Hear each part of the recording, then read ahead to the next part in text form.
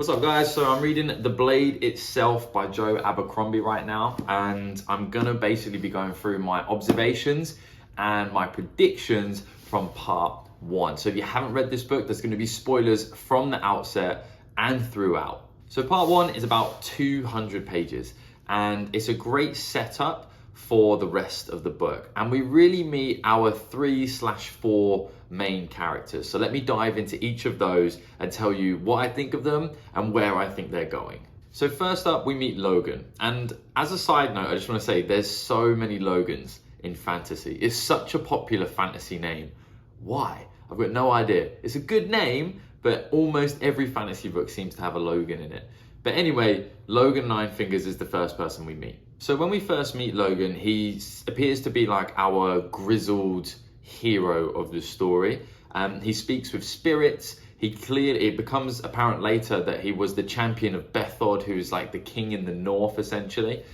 Plus, he has a loyal band of named men who he was with before he was separated from as well. He's a man of many skills, many talents, and like nearly all of our characters, seems to have a really interesting background and history as well. So Logen is really being set up as like our main hero archetype, in my opinion. And he gets a lot of hero qualities. And one of the first things he does is, after he's been separated from his band of named men, he meets a wandering mage called Malacus Quai. And Malacus Quai is pretty much utterly helpless and useless, but he seems like a really nice guy. They're traveling together, food is scarce, and essentially it becomes apparent that Malacus Quai is probably not going to survive and make it to meet the first of the mages. So there's this really cool monologue where Logen goes through a lot of his history. We dive into that, and he talks about how when you're marching long distances, you realize that you have to just leave someone behind and leave good friends, and it becomes a logical, not emotional decision. And it all except for him to leave Malacus Quai behind, and then he leaves the pot. So his sturdy friend, the cooking pot that he's probably had with him for a long time and saved his skin many times, and instead he leaves his pot and he takes Malacus Quai with him. And that really just shows the type of man that Logen Ninefingers, or the Bloody Nine, seems to be. Based on what I've seen so far, I believe that Logen is going to be able to learn magic if he doesn't know some already. And I think some of that comes from his ability to speak with the spirits, but also a conversation he has with the first of the mages later on, and a look that is given to him makes me think that this guy can probably learn some magic. And I also like the teasing juxtaposition between Glotka, who I'm going to go through in a minute, and Logen. They both are characters who, in their heyday, were clearly leaders of men, fantastic swordsmen, and were shaping the world around them. And now they're both past their heyday. However, Glotka, again, like I said, I'm going to talk about him in a minute. He's a very interesting character. He's in a much worse shape than Logen is. So it's interesting to see both of these grizzled men past their prime and how that prime has affected them. And we also know that Logen only has 9 fingers. The only other character that we know has a tendency to chop fingers off is Glotka. So I was thinking maybe these two have interacted before in some way, shape or form. So where do I think Logen's story is going? It seems that he is going to be the hero of probably this first book. I can't speak for all the books. I can't even speak for the end of this first book because I'm only 200 pages in. But it seems like he's set up to be our initial hero. And then I think with some guidance, maybe he helps somebody else to be a hero moving forwards. I also think we're definitely, we're a shoo-in to see a reunion with him and his band of merry men. And I think either his merry men, or his named men, I should say, will come and save him in a timely manner when everything looks bleak, or vice versa. I think potentially he will come in and save them. I do think there's magic in Logen's future, like the fact he can speak with spirits. That is clearly going to lead to something exciting, and I think maybe something to do with the first law, because these spirits are the only things I've seen that would maybe be able to touch the other side. Whatever the other side is, you know, spirits clearly don't seem to come from our side. So yeah, those would be my predictions based on the short amount of time I spent with Logen. Next up is Jezel Dan Luthar. Jezel seems to be great at poker and not much else. He's a classic spoiled brat. The biggest difference between him and our other characters is he just simply lacks the pain in his past. He's clearly had a very simple life from inception to where he is now, a very privileged life as well, and he is delightful to dislike. So when reading his perspective, it is very, very fun to look down on him, to be annoyed at him, because everybody has met somebody like this in real life. Everybody has met somebody who has it so good but doesn't know it, and they think they have it really tough and they have it difficult. And yeah, it's just quite familiar. So it's his perspective is fun to read because it is so obnoxious. I've really enjoyed reading him so far. Now we do become privy to his very first bit of development. So Glotka, one of Bethod's men, I think it's his translator, and now Ardi as well, they kind of perform this triple threat over the course of Jezel's day and really reverse psychology him into thinking he needs to go and win this upcoming contest that keeps on being spoken about. And it's probably one of the first times in his whole life where people have pushed back, really told him how they think about him, and not who isn't his sword master. And it was refreshing to see. I think we're going to see a lot of development in Jezel's future. So what do I see in the future of Jezel? I don't see him being able to unite with Glotka and with Logen and develop as a person without there being a lot of despair, heartbreak and failure in his future. It's just not possible, especially when you have to spend time with somebody like Glotka and Logen, who have both had such storied pasts and clearly so many heartbreaks and developing moments. So I think there's going to be a lot of pain in his future. I also think that he is going to become the champion of this contest, and that will make him the champion of the Union somehow. And I can see him maybe battling the Feared, but the person called the Feared, I believe it was, because they already had that interaction. The Feared clearly wasn't very impressed with Jezel's answer, so I think that those two will duke it out, and maybe with the guidance of Logen, or even Glotka, who was a master swordsman as well, maybe we could see success for Jezel, but we need, there's going to be some serious development between now and then. And then, not strictly one of our three main characters, kind of an additional one, we have Bayaz.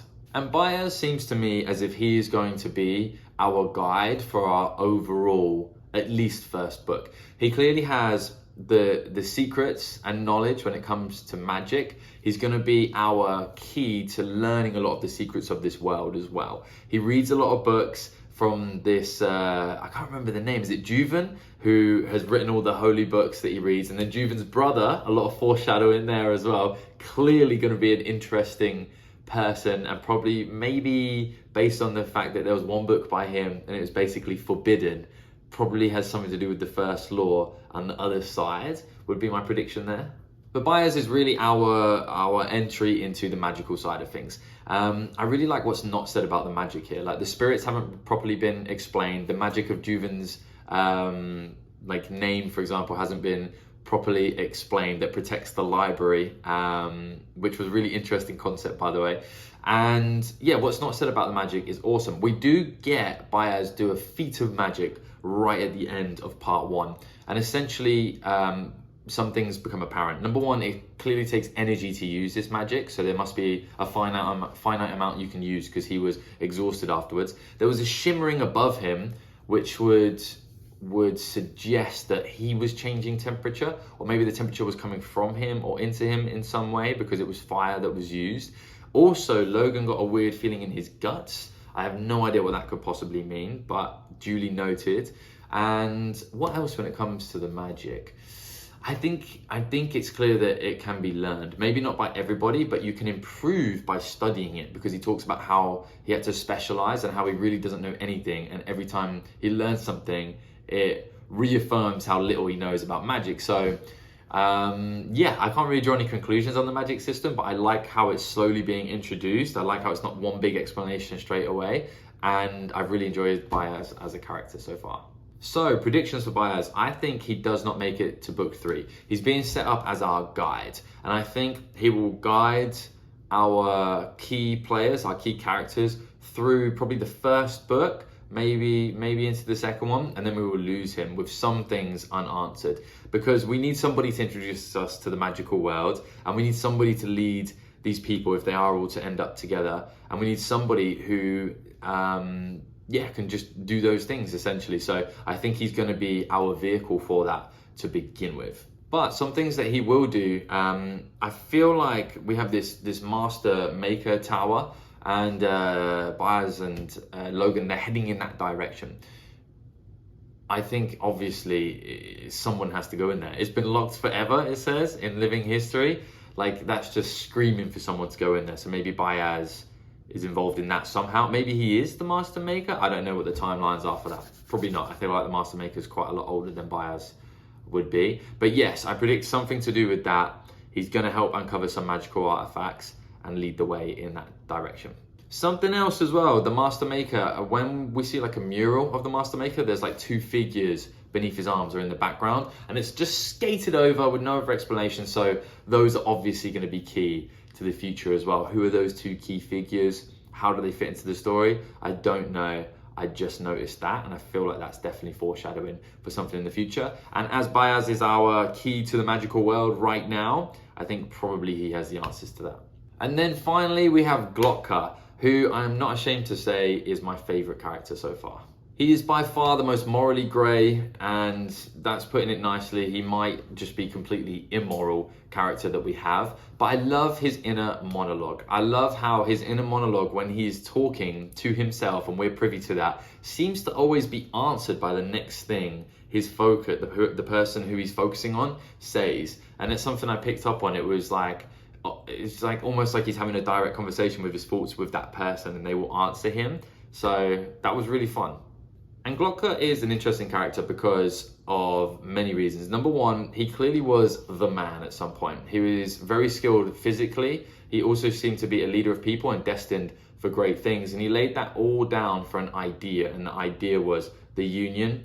And he was then tortured for a really long time and in some terrible ways. And he now has this bitterness of what he is now, but also I think a lot of that bitterness is what he could have been. He's still a young man. I think he's 35 years old. And that bitterness clearly is a driving factor for nearly all of the things he does.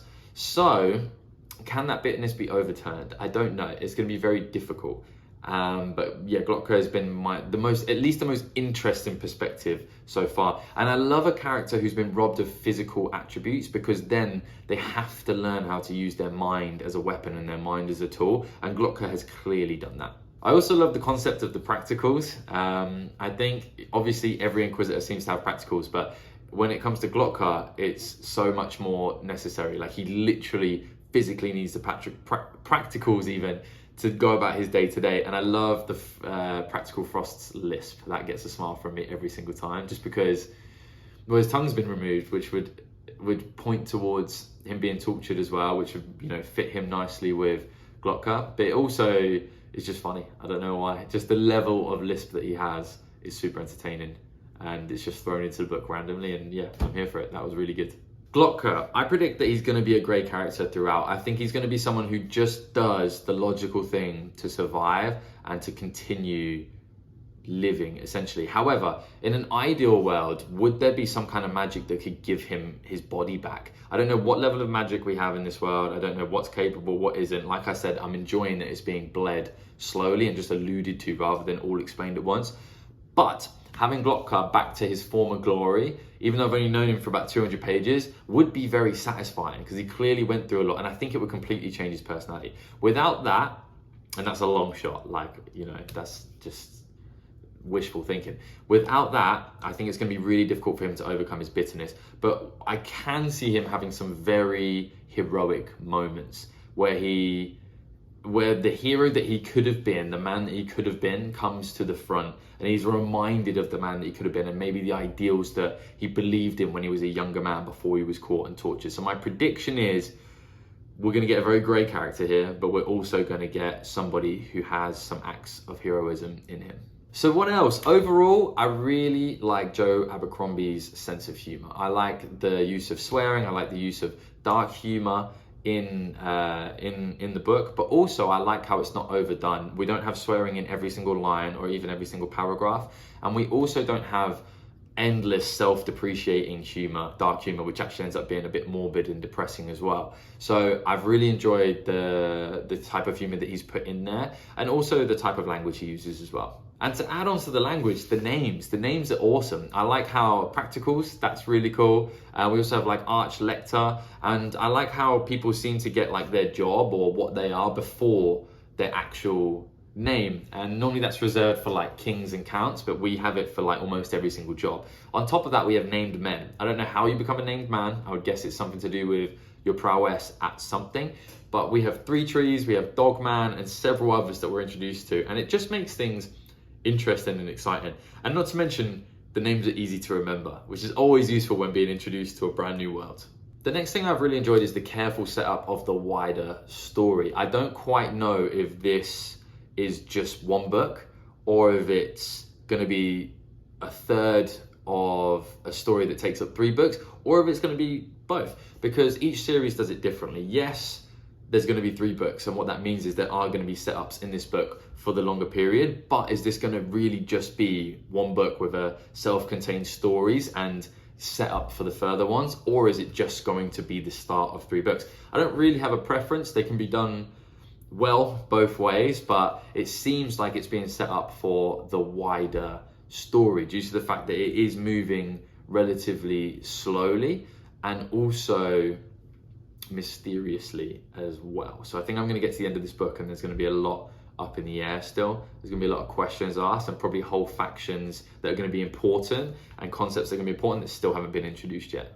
However, it is being set up, and we have magic, we have spies, we have politics, we have an aging nation that was once glorious but is now run by old men who are weak of will.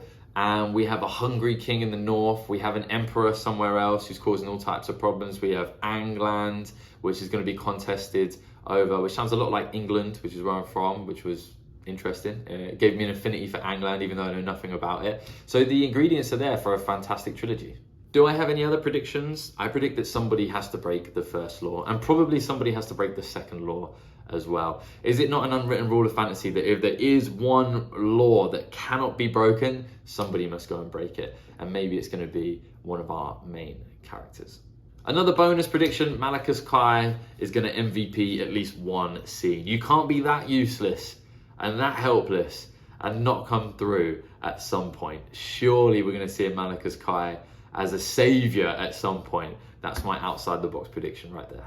Outside of that, please like and subscribe. I'm going to be updating as I go through this series. If you've enjoyed this series, please comment, tell me what you think of the video. Also, if you enjoyed this kind of read along, I did the entirety of the Wheel of Time as well. And you can find the links to those videos in my channel. Thank you so much. Have an amazing day.